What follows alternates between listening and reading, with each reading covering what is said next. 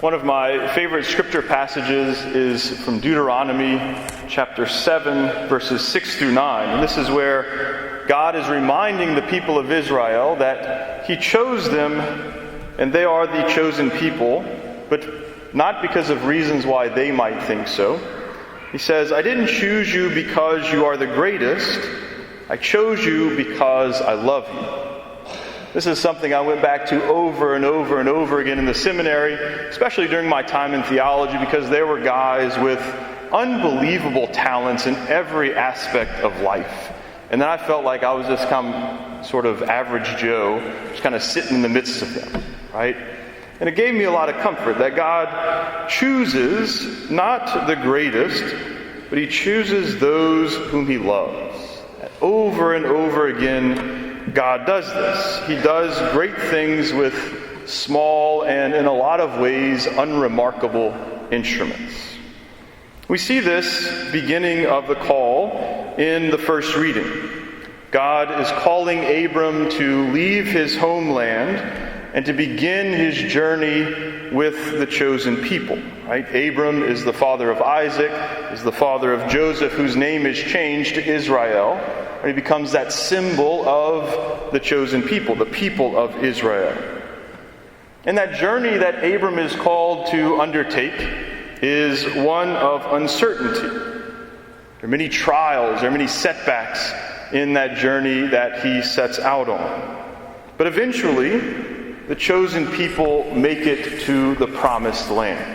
Right? That's a great image of the goal of the journey. Another example of this, God choosing small and weak people to carry out His work, is the saint that we celebrate today, St. Aloysius Gonzaga. St. Aloysius was born into a noble family and was going to take on the role of his father, but he was inspired by reading about the Jesuit missionaries, and so he decided that he was going to become a Jesuit so that he could follow in their footsteps. And he had these plans, but he died when he was only 23 years old because he contracted a fever from a plague that had broken out in Rome. He contracted that fever because he decided that he wanted to be able to minister to the people who were ill. He begged his religious superiors to let him do so. He eventually caught the plague and died at a very young age. So his life was cut short. He wasn't able to carry out maybe all of the things that he would have liked to do. And it could seem like his life, in a lot of ways, in a worldly sense, was a failure. He didn't get to do many of the things he had planned to do. But God, in His wisdom, raised him up to be an example for us, and we still celebrate him hundreds of years later, even though, in a lot of ways, his life could be viewed as a failure. Now, this next example that I'm going to give is a little bit of a stretch, but I'm going to give it anyway. So God continues to choose small and weak and lowly and broken people through whom He accomplishes great things. And this is especially true of priests. Right? You can ask any of these men sitting over here, we are a motley crew. Every time I hang out with priests, I'm like, we are so weird. Why? Some more than others, but why? Why did God choose us to be His ministers? Why did God choose us to carry out His work? It seems like He could have chosen people who are so much better equipped to carry out His work. But in His wisdom, He chooses lowly people. Right? And I thought of this especially as people kept telling me over these past several weeks, since it's been announced that I was leaving, people keep telling me of the impact that I've had on this parish. Right, Father, you've done so much for us. You've brought life back to the parish. You've got the young people coming to Mass, right? There's a lot going on. You've done so much. You know, the people sitting around there and around there know even more, my family, right, that I am very, very imperfect. I have a lot of shortcomings, a lot of weaknesses, a lot of failures. But somehow, the Lord has still chosen to do things through me. And despite my best efforts to mess it up, he's done good things through me. Right? I remember thinking about this in the seminary, tying to the gospel today. At seminary, and even the priesthood, is like a process of taking a beam out of your eye so that we as priests can be able to help others take the speck out of their own eye. Right? I still have beams in my eye. Right? I'm still a fallen human being.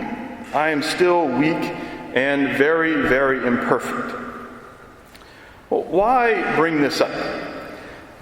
Because as I thought about this, I thought about the people who have come to me over the past 2 years who've been really struggling with the way that the world is going, right? Especially during the pandemic.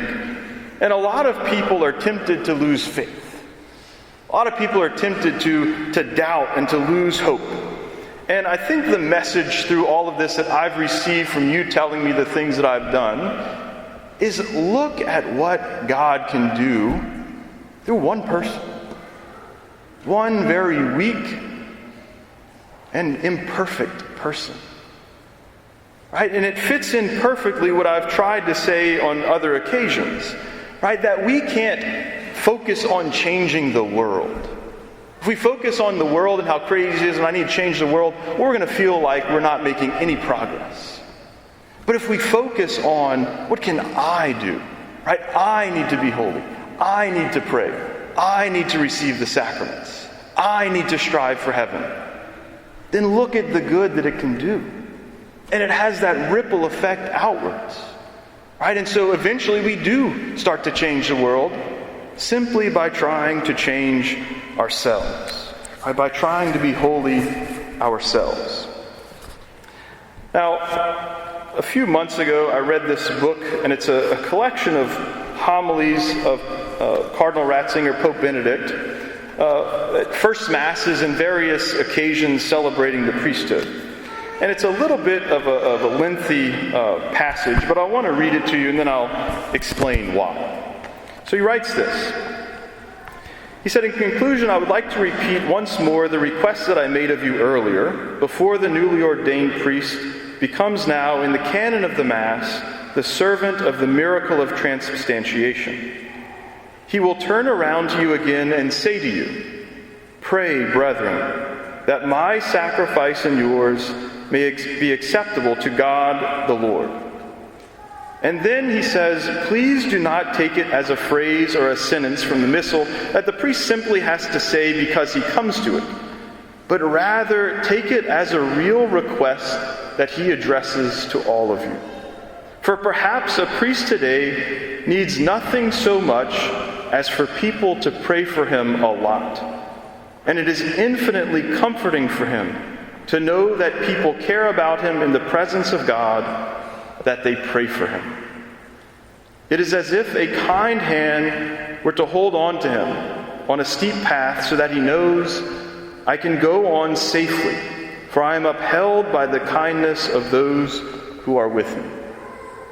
And every time in the future, when one of you goes to Mass and hears this, 'Pray, brethren,' then take it as an admonition and as a genuine living request for you. Pray, brethren, that the sacrifice of the life of this priest and of all priests may be acceptable to God the Lord." This weak priest needs today nothing so much as your prayers. I am constantly amazed when people give me a compliment or say something. I say, "Please pray for me." I'm constantly amazed at how many of you respond, "Father, I pray for you by name every single day." And so that's why I can talk about the things that, air quotes, I've done. Right? God has done them through me, and He's been able to do them through me because of your prayers. Because you constantly pray for me. And so as I move on to the next phase of my journey, I echo the Pope's words. I can go on safely, for I am upheld by the kindness of those who are with me. And so even though you will no longer physically be with me, you will spiritually be with me. And so today we too, like Abram, are being called to set out on a new leg of our journey. And so my prayer is that each of our journeys will meet up again as they conclude in the promised land of heaven.